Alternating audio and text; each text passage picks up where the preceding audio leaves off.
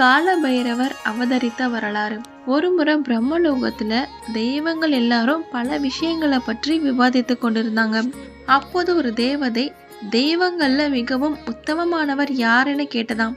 அப்போ அங்க அமர்ந்திருந்த பிரம்மா இருமாப்பு கொண்டு சற்றும் யோசிக்காம, இதுல என்ன சந்தேகம், என்னை விட உத்தமமானவர் யார் இருக்க முடியும் அப்படின்னு சொன்னாராம். அதை கேட்ட மகாவிஷ்ணுக்கு கோபம் வந்துச்சாம். இருவருக்கும் வாக்குவாதம் ஏற்பட்டு விவாதம் முடிவுக்கு வராமலே இருந்ததாம். உடனே 4 வேத அதிபதிகளையும் அழைத்து அவங்களோட கருத்தை கேட்டாங்களாம். அந்த வேத அதிபதிகளும் கொஞ்சம் கூட யோசிக்காம என்ன சொன்னாங்கன்னா, எவர் தன்னை வேண்டி நிற்கும் பக்தர்களுக்கு உடனே சென்று அருள் பாலிக்கின்றாரோ, எவர் மிக சக்தி வாய்ந்தவர் என மக்களால் கருதப்படுகின்றாரோ, எவர் உலகனைத்தையும் ஆட்டுவித்தபடி அமர்ந்திருக்கின்றாரோ அவரே உத்தமமானவர் என்பதனால அந்த அனைத்தையும் பெற்றுள்ள சிவபெருமானே அனைவரையும் விட உத்தமமானவர் என கூறினார்கள்.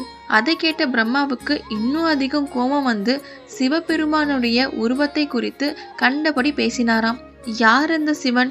உடலெங்கும் சாம்பல் பூசிக்கொண்டு சடைமுடியுடன் மயான சாமியார்கள் போல தூசி படிந்த உடலுடன் இருந்து கொண்டு கழுத்து நிறைய மாலைகளுக்கு பதில் பாம்புகளை தொங்க விட்டு கொண்டு ஒரு மாட்டின் மீது அமர்ந்து கொண்டு சுற்றி திரிகின்றாரே, அவரா என்னை விட மேன்மையானவர் என மேலும் மேலும் ஏசி கொண்டு இருந்தாராம். கைலாயத்தில் இருந்த சிவன் காதுகளில் பிரம்மா பேசின அனைத்தும் விழுந்தன. கொதித்து போனார் சிவபெருமான். விஷ்ணு மற்றும் பிற கடவுள்களும் தேவதைகளும் பிரம்மா உரத்த குரலில் சிவனை பற்றி ஏசி கொண்டிருந்ததை கேட்டு பிரமித்து நிற்கையில் அவர்கள் முன் ஒரு பெரும் சத்தத்துடன் கூடிய ஒலி ஒன்று தோன்றியது. அதனிடையே ஒரு மனிதன் தோன்ற பிரம்மா அவரை பார்த்து கத்தினார். ஏய், நீ யார்? இங்கு ஏன் வந்தாய்? அந்த மனிதன் உடனடியாக ஒரு குழந்தை உருவில் மாறி அழத் துவங்கியது. அதை கண்ட பிரம்மன் இன்னும் கோபத்துடன், ஏ குழந்தாய், நீ என் தலையிலிருந்து முளைத்திருக்கின்றாய். இப்போது என்னை நீ சரணடைந்து அழுவதினால் உனக்கு ருத்ரா என பெயர் தருகிறேன். நீ சென்று உலகை படைக்க துவங்கு. அழுவதை நிறுத்திவிட்டு என்னிடம் ஓடிவா, நான் உன்னை காப்பாற்றுகிறேன் என்றார்.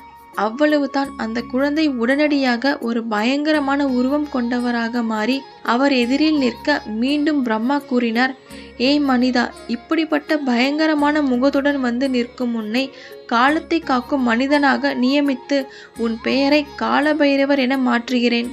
நீ மக்களுடைய பாவங்களை ஏற்றுக்கொண்டு தீயவர்களை அழிப்பாய். இறந்தவர்கள் மோட்சம் அடைய செல்லும் காசி நகரத்திற்கு நீ சென்று காசி ராஜனாக இருந்து கொண்டிருந்து சித்திரகுப்தன் கூட கணக்கெடுக்க முடியாமல் உள்ள பாவங்களை போக்கிடுவாய் என ஆசீர்வதித்தார். அதுவரை அனைத்தையும் பொறுமையாக கேட்டு கொண்டிருந்த பயங்கர உருவில் இருந்த சிவனார் துள்ளி எழுந்தார்.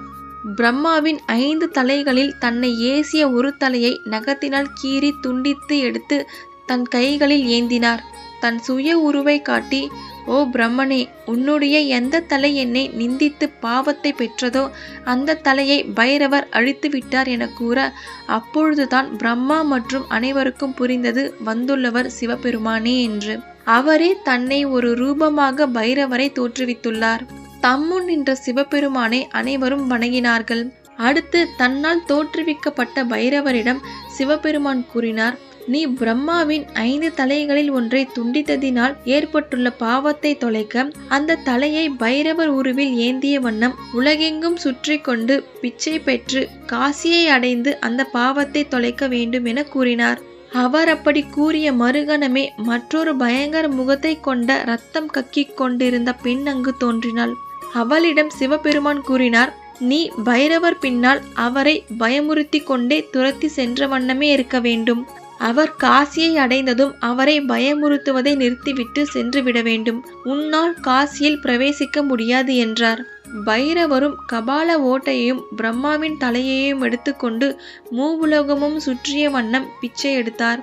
கடைசியாக அவர் காசியில் நுழைந்ததும் அவர் கையில் இருந்த கபாலம் கீழே விழுந்து உடைய அவரை துரத்தி கொண்டு சென்ற பெண்ணும் மறைந்து போனாள். இந்த நிகழ்ச்சி தான் காசிக்கு சென்றால் கபால மோட்சம் கிடைக்கும் என்ற பழமொழி தோன்ற காரணமாக அமைந்தது. அதன்படித்தான் இறந்தவர்களின் சுற்றத்தினர் காசிக்கு சென்று சிரார்த்தம் செய்து இறந்தவருக்கு மோட்சம் கிடைக்க காசியை பாதுகாக்கும் காவலராக தன்னை நியமித்து கொண்டுள்ள பைரவரின் அருளை பெற்று வருகின்றனர்.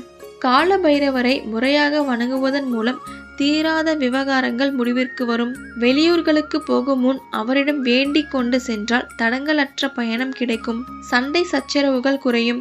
தீய ஆத்மாக்களின் ஆக்கிரமிப்புகள் விளங்கும். பேய் பிசாசுகளின் தொந்தரவு இருக்காது. வழக்குகளில் வெற்றி கிடைக்கும் என பல விதங்களில் நம்பப்படுகிறது. சிவபெருமானின் அவதாரம் அவர். தான் குடிகொண்டுள்ள ஆலயங்களை காப்பவர் என்ற பெருமைகளையும் பெற்றவர். யாகம், ஹோமங்கள், திருமணம் மற்றும் அனைத்து சுப காரியங்களிலும் பைரவர் பூஜை இடம்பெறுகின்றது. உணவு அருந்தும் முன் ஓதப்படும் மந்திரங்களில் காலபைரவர் கண்டிப்பாக இடம்பெறுகின்றார். இந்த வீடியோல காலபைரவர் அவதரித்த வரலாறை பத்தி பார்த்தோம். மேலும் இந்த மாதிரி இன்ட்ரெஸ்டிங்கான வீடியோவை பார்க்க மறக்காம நம்ம சேனலை சப்ஸ்கிரைப் பண்ணிக்கோங்க. உங்க ஃப்ரெண்ட்ஸ் அண்ட் ஃபேமிலிக்கும் ஷேர் பண்ணுங்க. நன்றி, வணக்கம்.